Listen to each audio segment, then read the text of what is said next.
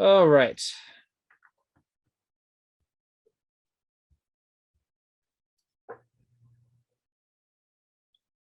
Hmm. Uh, would you happen to be in the Ensong Dojong? I do not know what that means. It's the youngest thing. One of the teachers, Yeah. one of the ghosts. The reason I mention it is because he just made a lecture this month about dual 3/4s and a territorial style.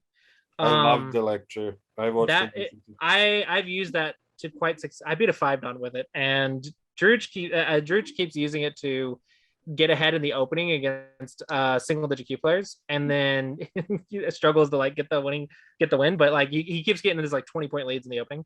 And I thought it might be actually really good for you. But if you don't have it, then it's quite expensive if you're not in it. But if you just get the video membership, it's actually quite useful. But the idea is for you to get 3 corners. So in this case, if you did that, so like here, let's see if I remember. I think it's something like this, and then get a 3rd corner. It's something like that. I have to rewatch. I've only watched it once, and it was a few weeks ago. I need to rewatch it. But the idea is for black to get 3 corners, and then you just deal with the center, and it's quite powerful. Like what I've seen at the against Druch's games is that the opponents actually don't know how to deal with not having enough territory, and they don't know how to balance the territory. So it's actually quite effective at the single digit Q level. Awesome. So I would say here, what you can focus on is to get 3 corners. Yep. As fast as possible.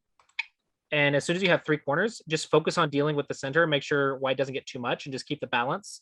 And your territorial lead from the start can actually be quite effective, and it's quite interesting. Okay. Aside from that, that's just like a side note for you to try some opening combination. Aside from that, I don't like this move basics wise, because let's think about what we want to do. So here, the approach day, so A needs defended, B and C are kind of one-on-one right now, so whoever plays first will kind of have the advantage there. So you said you wanted to play over here. Now, I don't like this move because this is really flat. It's too many 3rd line stones. It's a 3-space extension, so that's not a base. And you don't have a Shamari, so getting a low extension from here just feels strange. I love you. If you were going to play something, why not do something like Kobayashi? It's a lot more flexible because you can have this stuff, and this is a whole side Joseki for this, and it's a lot more flexible. And if you don't know any of that, that's fine. But if you don't know it, it has to go to basics, which I always tell my students, stick to basics until you learn otherwise. And the basics say defense first, which means you need a base. So you can play here, and you can potentially play here. Now, of course, I also tell them try to punish your opponent. If they don't make their base, go attack. White didn't make a base, so punish, right?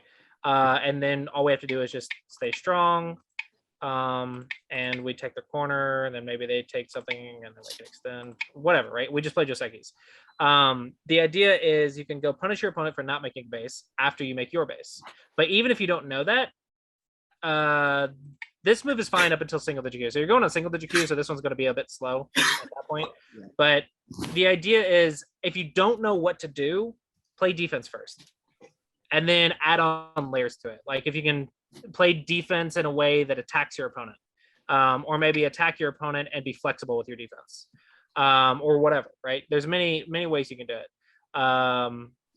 But if I was going to play a side combination, it would have to be 4th line because I have a stone on both sides, more flexible. I don't want to be too flat. But if you don't know any of that, I would say you need to be focusing on bases. So I think this one is not good for bases. It's not connected. It's too far away. It just doesn't have a good combination. So basics wise, I think it's lacking. Okay.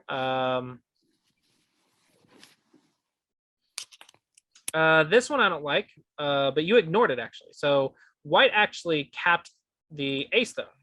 Okay, so white is surrounding the A stone. So what do you need? You need defense. You need a base. So this is actually perfect for you. And so I don't like this white move because it actually it makes black fix. So if I was white, I would just say make a base. Just make a base. right? And then later, if black just keeps ignoring, later in the game, you'll have an invasion. So here, I think it would be perfect for you to just make your base, fix your shape, no problem. You can move on to the rest of the board. Okay.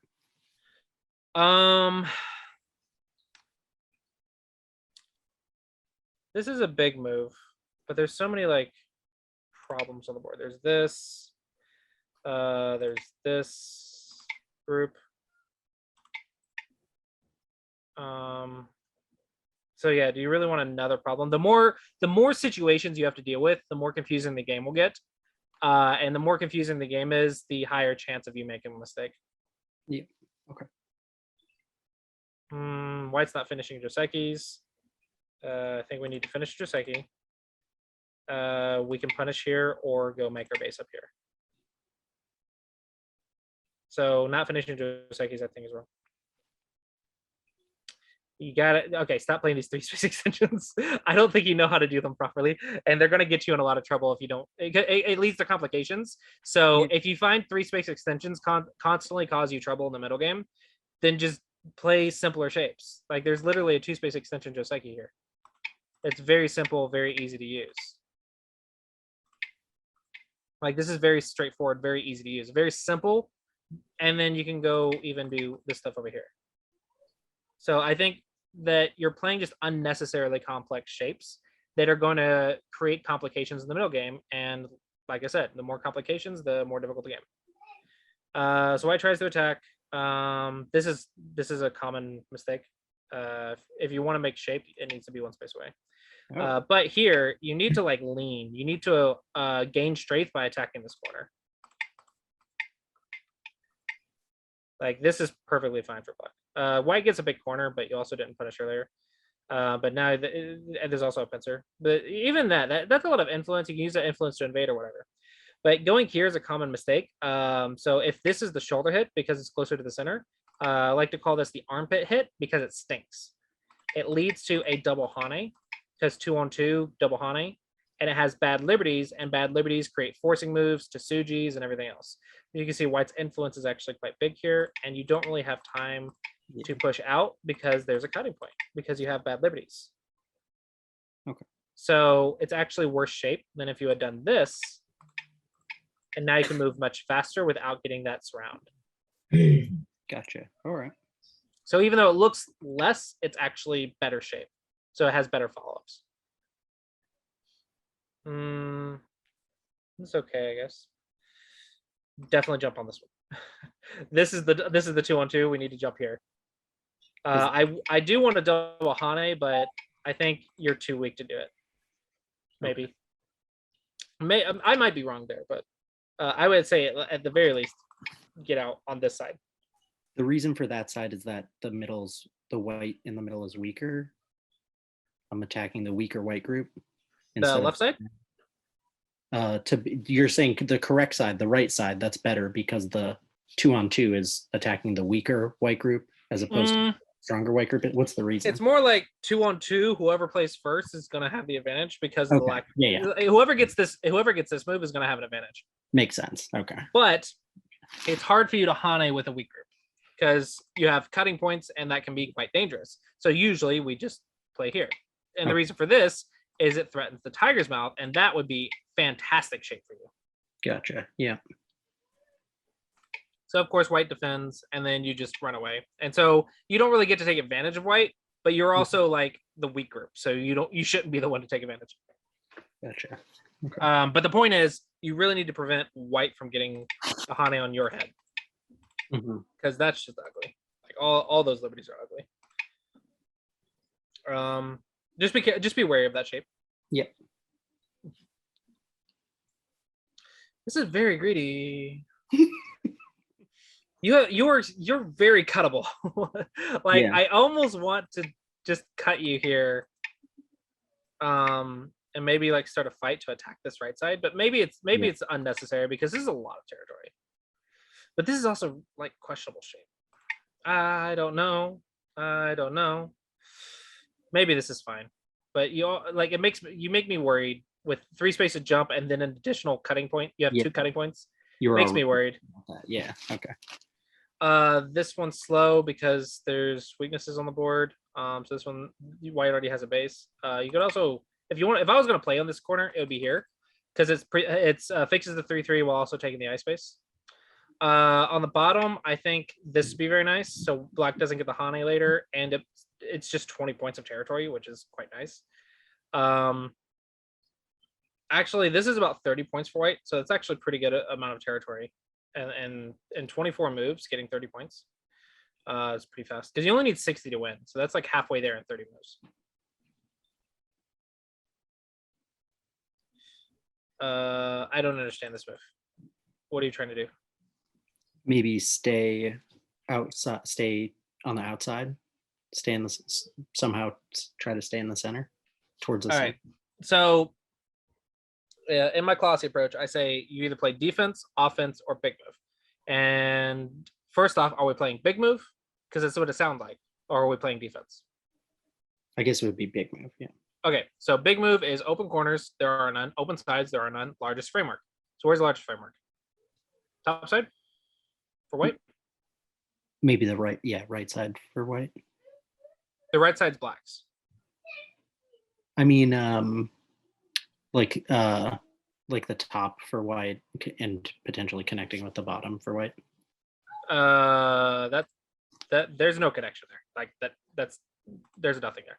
But yeah, so you made the statement by playing on top that white has the biggest framework, because I'm assuming you're not building the left and saying that the left is biggest for you, because that's not true.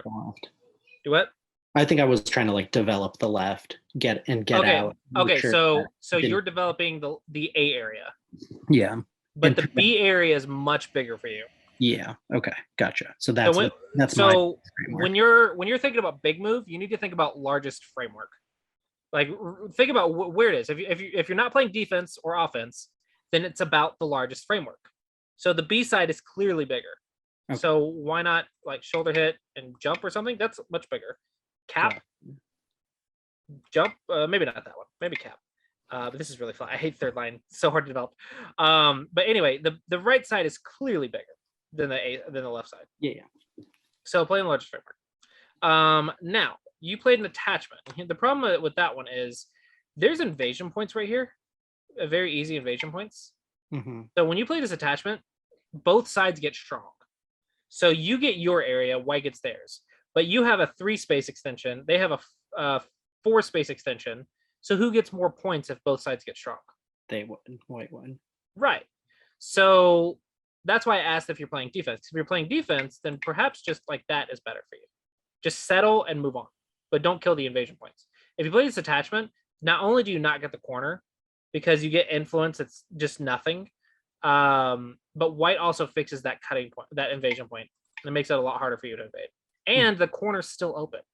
So yeah, you fixed your position, but you gained like 1 point to do so, and white gained like 15. So it feels like a negative 10 to 15 point exchange rate. Yeah. Okay. So I really want you thinking about the big frameworks when you're moving. So if you're not playing, if you're making a base, try to do so with the least amount of moves, giving your opponent the least amount of profit. If you're playing, that's for defense. If you're playing big moves, really think about the largest framework. Yeah, for white, I think white's responses were just pretty easy. Okay, so white's choosing to reduce now. Probably reduce from this side. But I suppose if you're trying to build the bottom, but we really need this jump to build the bottom. It's here.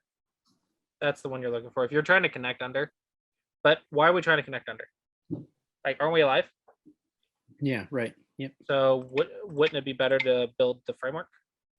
Okay. Yeah. Or reduce whites? This doesn't feel like the biggest framework right here. This is very slow. Same with white. I really want to jump or reduce. I want to play on the big frameworks. That's all I want. I just want the big frameworks. Everything else is just a waste of time for me. That's fair. That's a lot of territory. That's Yosei. That's not the biggest framework. This is very large.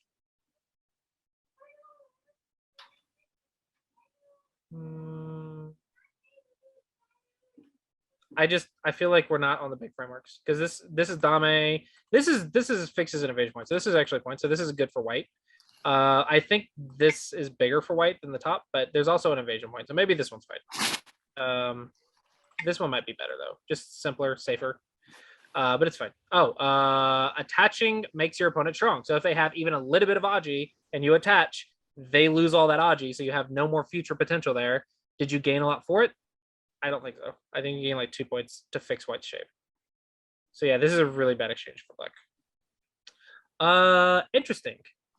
But are you sure? It's a brave fight, but if you're losing, well, are you losing? You have a lot of territory on the right side. I don't know if you're losing. I don't know if I'd want to start a fight here. That seems unnecessary. It's very interesting if you can, but yeah, it seemed white got tricked by you, so worked out. Definitely here. Yeah, too dangerous. Well, it's not just dangerous. It's just the amount of forcing moves you're giving white. It's just unnecessary. Like, look at the influence. Why would you give white so much influence? Like, what are you doing? Are you running away? Are you playing defense? Is this defense? If you're playing defense, why not just play the defense without giving the forcing moves? If you're playing a big move, is this really the biggest move on the board? No. Like reducing or something, like up here or something, or keep running to reduce, not here, something like that, or invade, or just start Yosei even. You got to think about, what are you doing? If this is defense, the other one's better. If this is a big move, this is not the biggest framework. Does that make sense? Yep, I think so. Yeah.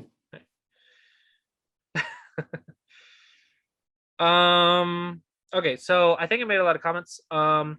White, I think some of white's moves I think are really good, but some of them are off the mark. So it's kind of like hit or miss. So I'd say work on the accuracy for white, and for black, understand that you're wasting a lot of moves and making a lot of bad exchanges. So work on, like, look for those in your game reviews specifically, and I think you can improve quite a bit.